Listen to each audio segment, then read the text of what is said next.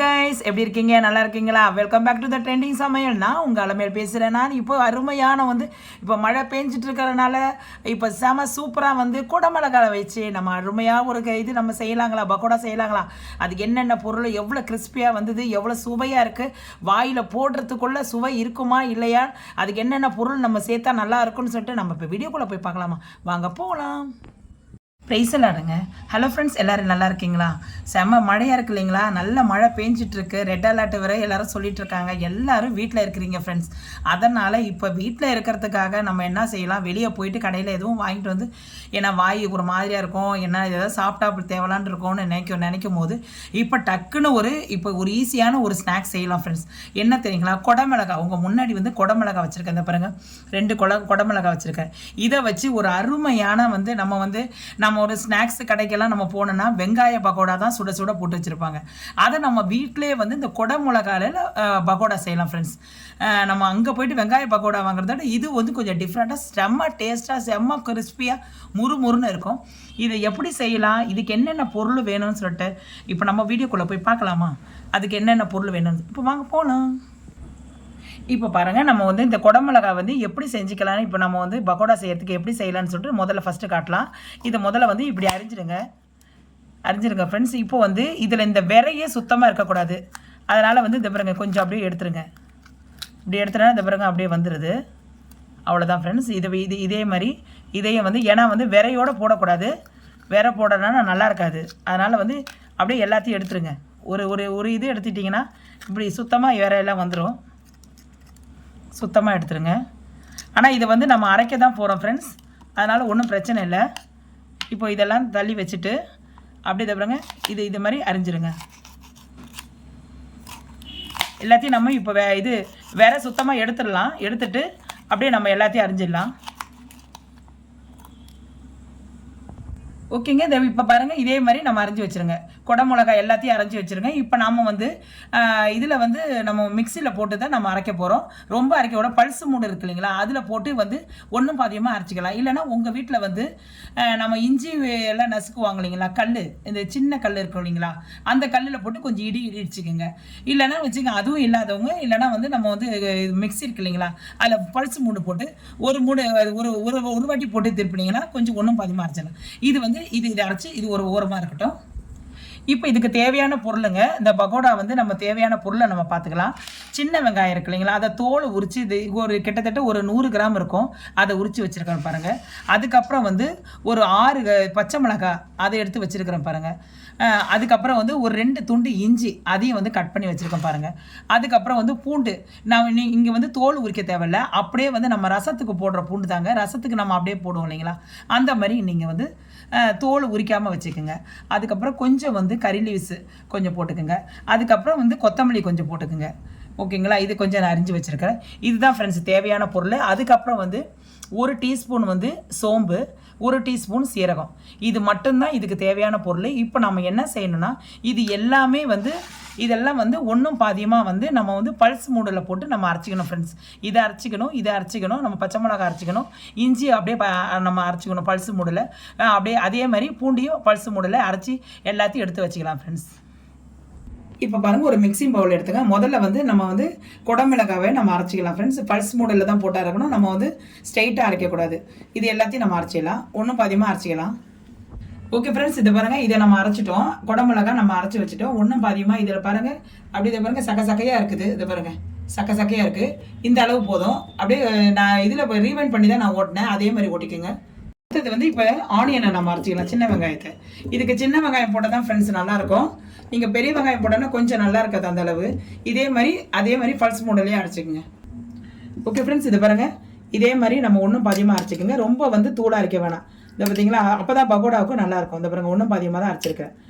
இதை பாதி அரைஞ்ச பாதி அரையாத பாதி இருக்குது. இப்போ அடுத்தது நம்ம பச்சை மிளகாய் அரைச்சிக்கலாம். ஓகே ஃப்ரெண்ட்ஸ், இப்போ இது பச்சை மிளகாய் தனியாக அரைச்சிக்கலாம். இதுவும் நம்ம பல்ஸ் மூடையிலேயே போட்டு அரைச்சிடலாம். ஓகே ஃப்ரெண்ட்ஸ், இப்போ பச்சை மிளகாயை நம்ம அரைச்சிட்டோம் பாருங்கள். இதே ஒன்றும் பாதியமாக தான் அரைச்சி வச்சுருக்கேன். இதே மாதிரி அடுத்தது இஞ்சியும் பூண்டியும் நம்ம அரைச்சி தனியாக வச்சிடலாம். ஓகேங்க. இப்போ நம்ம அரைச்சி வச்சது பாருங்க, வெங்காயம், இஞ்சி, பச்சை மிளகாய், குடமிளகாய், இது பூண்டு, இது எல்லாத்தையும் நம்ம அரைச்சி வச்சது ஒன்றும் பாதியமாக அரைச்சி வச்சது வச்சுருக்கிறோம். இதுக்கு ஒரு அகலமான இது ஒரு பேஷன் எடுத்துங்க ஃப்ரெண்ட்ஸ். ஏன்னா அப்போ தான் வந்து நம்ம மாவு போட்டு கலக்கிறதுக்கு வாட்டமாக இருக்கும். இதில் வந்து நம்ம சொன்னோம் இல்லைங்களா, இந்த சோம்பு, சீரகம், அதை எடுத்து இப்படியே கொட்டிவிடுங்க. இதில் கொட்டிவிடுங்க. அப்புறம் வந்து ஒரு 1/4 டீஸ்பூன் வந்து பெருங்காயம் போட்டுக்கோங்க.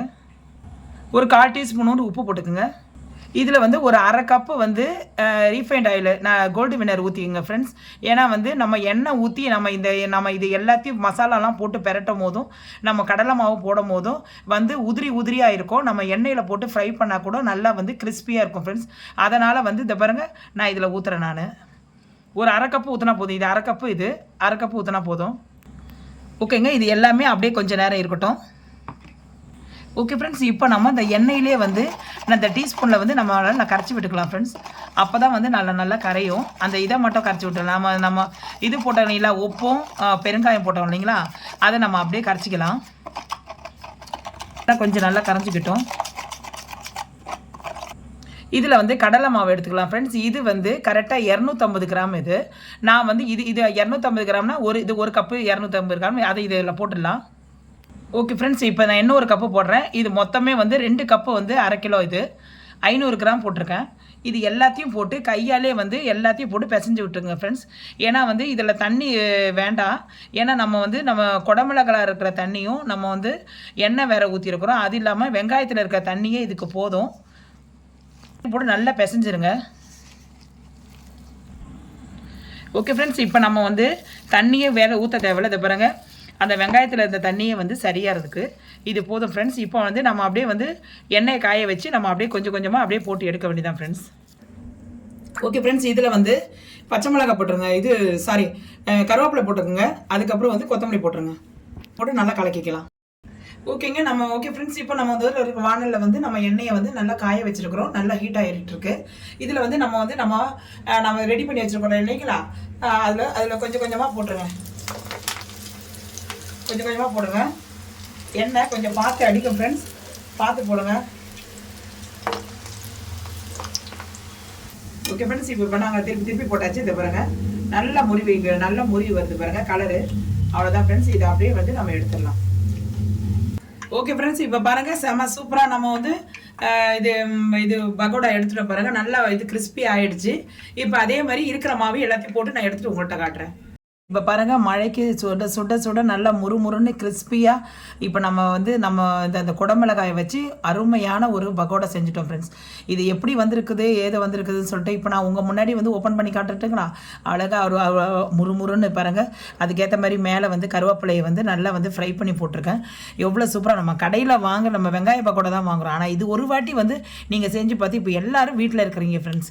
இந்த வீட்டில் இருக்கும் போது இப்போ சுட இதை நம்ம செஞ்சு கொடுத்துட்டு ஒரு பிளேட்டு சின்ன தட்டில் ஒன்று வச்சுட்டு ஒரு கப்பு காஃபியோடு நம்ம குடிச்சோன்னா வேறு லெவலில் இருக்கும்.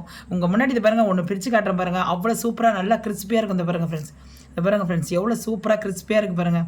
எவ்வளோ அருமையாக இருக்குது பாருங்கள். இந்த பாருங்கள், எவ்வளோ சூப்பராக இருக்குது பாருங்கள் ஃப்ரெண்ட்ஸ். இந்த பாருங்கள், அப்படியே இது பண்ணுறது கூட உடையுது பாருங்கள். இந்த பாருங்கள், இந்த பாருங்கள் ஃப்ரெண்ட்ஸ், அவ்வளோ செம சூப்பராக இருக்குது. நீங்களும் இதை செஞ்சு பாருங்கள் ஃப்ரெண்ட்ஸ். செஞ்சு பார்த்துட்டு எப்படி வந்ததுன்னு சொல்லுங்கள். இதை பாருங்கள், இதை பாருங்கள், எவ்வளோ நல்லா டேஸ்ட்டாக இருக்குது. அவ்வளோ முறுமுறு நல்லா கிறிஸ்பியாக இருக்குது பாருங்கள் ஃப்ரெண்ட்ஸ். அவ்வளோ நல்லா இருக்குது. நீங்களும் செஞ்சு பார்த்துட்டு எப்படி வந்தது, என்ன டேஸ்ட் எவ்வளோ நல்லா ருசியாக இருக்குதுன்னு சொல்லிட்டு எனக்கு கமெண்ட் செக்ஷனில் சொல்லுங்கள். செஞ்ச வந்து இந்த பகோடாவை வந்து நீங்களும் வந்து செஞ்சு பார்த்துட்டு எப்படி வந்து சொல்லிட்டு எனக்கு கமெண்ட் செக்ஷனில் சொல்லுங்கள் ஃப்ரெண்ட்ஸ். உங்களுக்கு பிடிச்சிருந்தா, இந்த வீடியோ பிடிச்சிருந்தா, செஞ்சு பார்த்துட்டு நல்லா இருக்கிறதா இருந்தால் உங்கள் ஃப்ரெண்ட்ஸுக்கு நீங்கள் ஷேர் பண்ணி விடுங்க. மறக்காமல் பெல் ஐக்கானை கிளிக் பண்ண மறந்துடாதீங்க ஃப்ரெண்ட்ஸ்.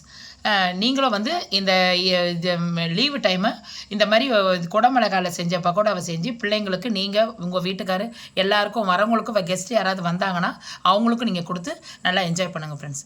ஓகே ஃப்ரெண்ட்ஸ், பாய்.